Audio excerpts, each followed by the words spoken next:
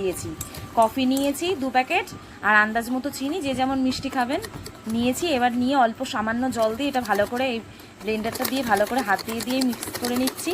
আস্তে আস্তে দেখুন এটা পুরো ফোমের মতন হয়ে যাবে, যেরকম ক্রিম হয় সেরকম হয়ে যাবে।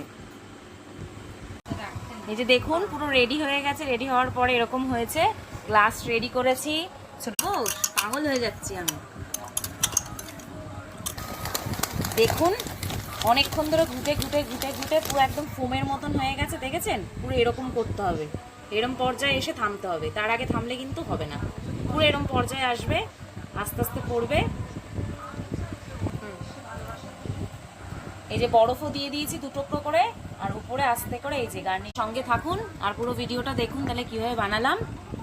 আবার পরের কোনো ভিডিওতে দেখা হবে সুন্দর সুন্দর রেসিপি নিয়ে। ততক্ষণ ভালো থাকুন, সুস্থ থাকুন।